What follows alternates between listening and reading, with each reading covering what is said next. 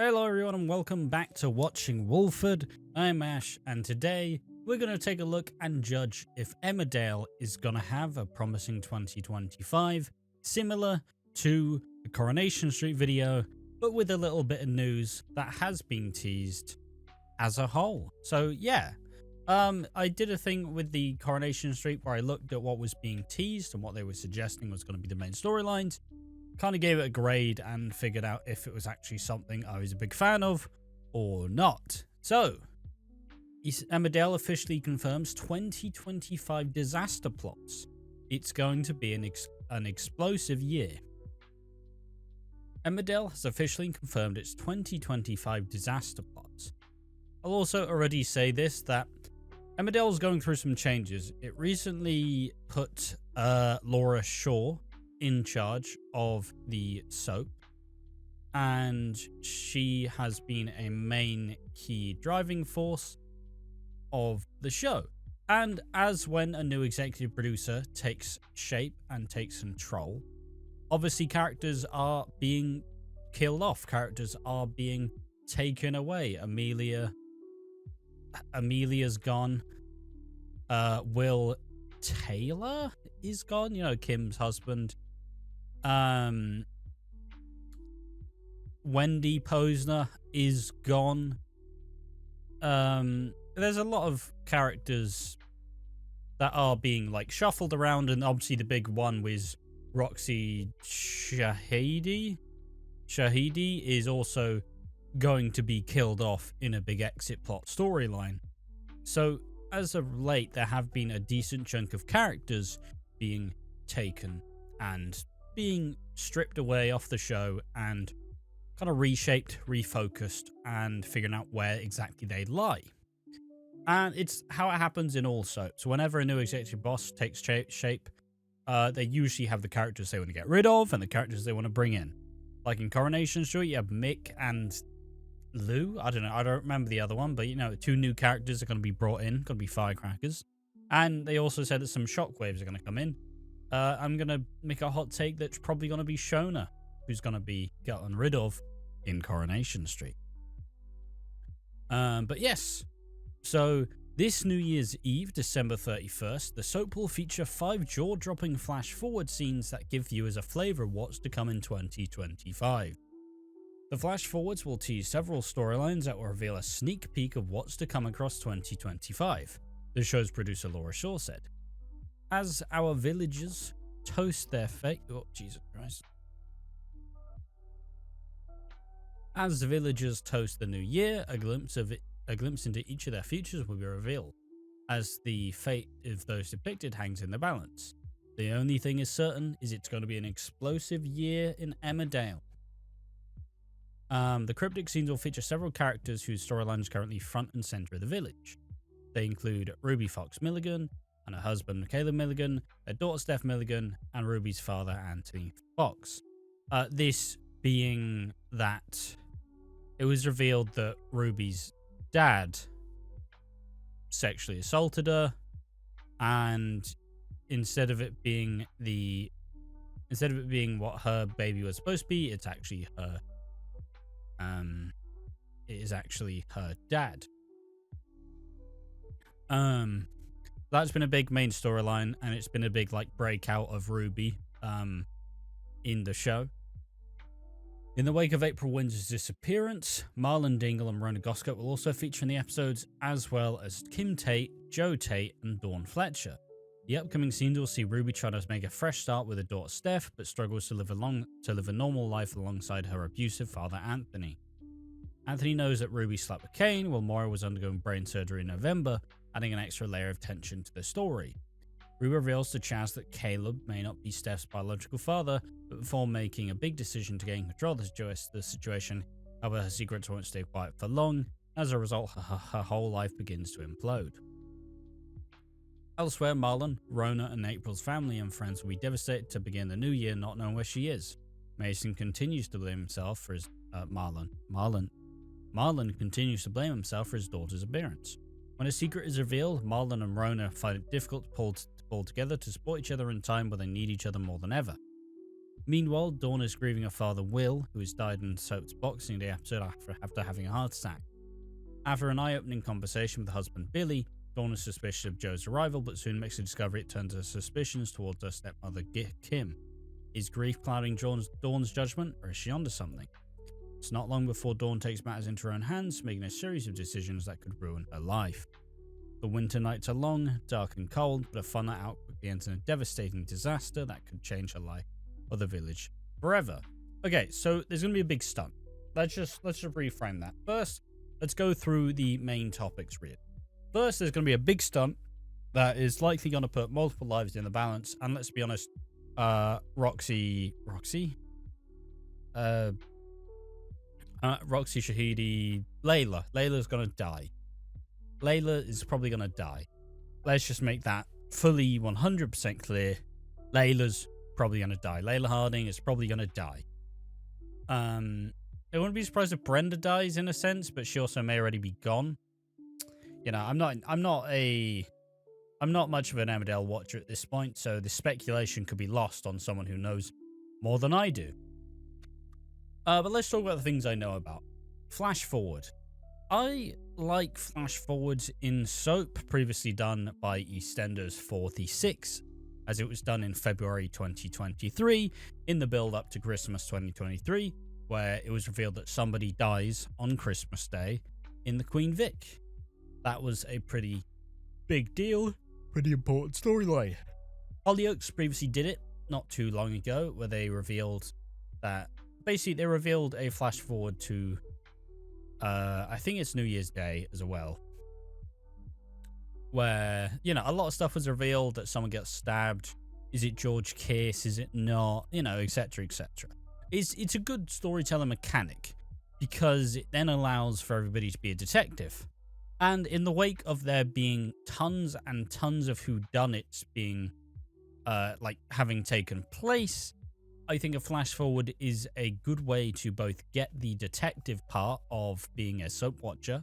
I think it's a really good way for the fans to get involved and, you know, staple it down as the detective, theorize, make your predictions, and it also gets a lot of people talking about it and discussing it, so ultimately you don't really know how it goes until it ends, just like The Six, where Keanu was probably the least predicted character and he was the one who died. So it is a cool way to get people invested in a whodunit, but without also really the whodunit, because I do think there is a problem in soaps currently with there being a bit of post-whodunit clarity, where it's like, oh, who does it? Oh, they do it. Oh, what? They're in damage control mode for the next 6 months and trying to get away with murder. Oh, that's less fun. Because it is less fun. And the aftermath isn't always as exciting as the build-up and as the actual event itself. So 5 flash-forward scenes. And obviously there'll be one with Ruby, which I will have to assume will be perhaps a revelation of her telling someone about being abused by dad. Marlon, perhaps April's been kidnapped for however long, blah, blah, blah. And also probably perhaps Dawn kind of rattling Kim's, like, killer secret where she, you know, her and Will were kind of back and forth, and ultimately he died at the end of it. And I think the flash forwards are the perfect tool to do it, because ultimately it's a good way to set up a lot of questions with it slowly building to a natural crescendo where they reveal the truth. So I think that's pretty good. I'm gonna take the quote as a point. It says it's gonna be an explosive year. Let's just say there's gonna be an explosion. Let's just already read into it. Gonna be an explosion as a whole. People love to drop these little cues in that don't make sense at the time, and it could just be a headline, but ultimately, you know, sometimes they like to just be blatant with it. Just like to say big explosion. So and we have no real guide on when this is going to happen. And that's what I think is another interesting time. We don't exactly know why it's going, we don't exactly know when it's going to happen. It says, we can kind of predict, as it says that the Sun claims that ITV Soap's been filming since last week in a lake, which the crew made look frozen through the use of candle wax. So there'll be an ice lake thing. 3 characters will be in major peril as a car goes careening into the lake. While all 3 characters haven't been named, one of them is Layla Harding. There we are. Interestingly, same publication said back in October that Shahidi would be leaving Emmerdale after 16 years. Could this be her exit plot? And so yeah, it's maybe it won't be explosive. Maybe the car will be explosive. Who the fuck knows? Anyways, it's mindless speculation. That's all we're here to do. But yeah, anyways, just keeping it moving onwards though. I like this idea. Will I watch the flash forward? Maybe. Maybe not. But I do think it's a good way to set up a lot of the mysteries at the start of the year. Stuff that I assume will be revealed at different points in time. I doubt it's all going to be revealed at the same week. This stuff will be revealing throughout the year, if I had to guess.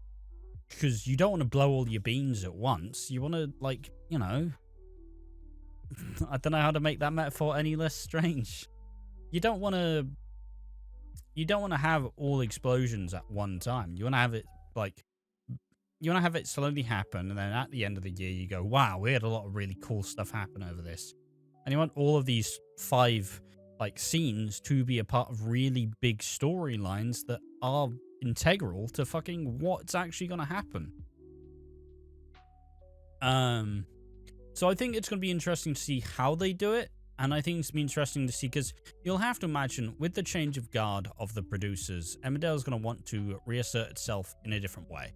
It's like Coronation Street, for example, as we mentioned. Coronation Street spending its time trying to distance itself from the previous era, not exactly believing it to be the best quality Coronation Street, and worrying that Coronation Street might be on its last legs, in a sense. People saying ITV has no money, etc., etc. So they're trying to distance themselves, saying, we're going to subvert expectations. We're going to do plot twists and turns that you wouldn't expect. It's going to be chaotic. It's going to be crazy. And I think Emmerdale's trying to do the same. It's trying to reassert itself as a main player. Because look, Emmerdale's been on the edge, on the outs at multiple times. In terms of the age of the demographic of people who watch Emmerdale, the common consensus is it's likely an older audience. Now, yes, it comes with more farmer life, quaint farmer life. It's what you don't want to make it too rock and roll, and you definitely don't want it to be Hollyoaks. There's a lot of the audience probably like, what the fuck is this? And there's been so many times where Emmerdale has kind of gone to the brink of extinction and come back, like the fucking plane crash, where the producer, the main guy behind Brookside, came in, did the plane crash, made it almost feel post-apocalyptic. Soap Silly did a fantastic video on it, and it kind of reasserted Emmerdale as a genuinely good soap, took it away from the more kind of silly farmer drama, and made it more of a modern day being many years ago, soap. And Emmerdale doesn't need that, but it's definitely going to go through a bit of a cast alteration. With a bunch of people already having left, you're going to want to put whoever you believe are going to be the main characters in these storylines. You're going to want to put them in a pretty important spot. You're going to want to keep them very key in these in this new era, because you don't want it, because all executive producers have the characters they think are the lead runners, Coronation Street, for example, Tracy, previous years, main leading character. Steve, main leading character, previous errors, current errors. David Platt, for example. Emmerdale, you know, Kane, Chaz, Charity. These characters who have been front running the show. You want to establish who you believe is going to be the front runners into your new era. So it'll be interesting to see how exactly people assert themselves and people kind of piece their shit together in this new era of Emmerdale. Whether that makes any sense or means nothing to you at all, hope you enjoyed that video.